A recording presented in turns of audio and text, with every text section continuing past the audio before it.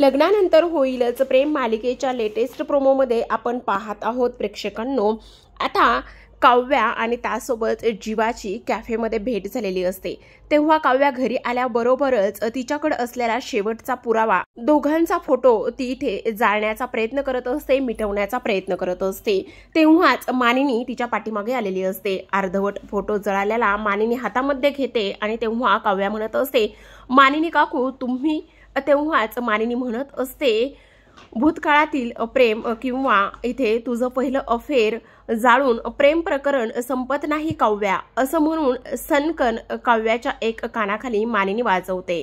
तेव्हा इथे काव्या म्हणते, तसं काही नाहीये काकू, मी खरं बोलते, त्यावरच तुम्ही गैरसमज करून घेताय।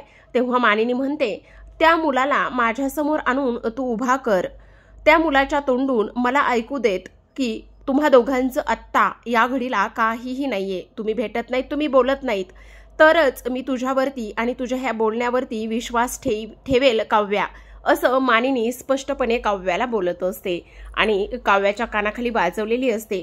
त्याचसोबत प्रेक्षकांनो, जळालेल्या फोटोमध्ये जो मुलगा असतो जीवा, त्याचा इथे पूर्णतः नष्ट झालेला असतो आणि फक्त काव्याचा फोटो असतो। काव्या मानिनीला समजावत असते, पण मानिनी मात्र काहीच ऐकून घेण्याच्या मनस्थितीत नसते आणि त्याचबरोबर आता मानिनीने स्पष्टपणे काव्याला सांगितलेलं असतं, काही जरी झालं तरी सुद्धा त्या मुलाला माझ्यासमोर आणून उभा कर आणि त्याच्या तोंडून मला सगळं सत्य आणून दाखव आणि त्याच्या तोंडूनच सत्य ऐकलं तर मी विश्वास ठेवेल, असं मानिनीचं वाक्य असतं। त्याचबरोबर प्रेक्षकांनो, हे पाहणं इंटरेस्टिंग असणार आहे। आता काव्या खरंच जीवाला मानिनी समोर आणेल का आणि मानिनीची कान उघडणी करेल का, पाहूयात येणाऱ्या लेटेस्ट काही भागांमध्ये।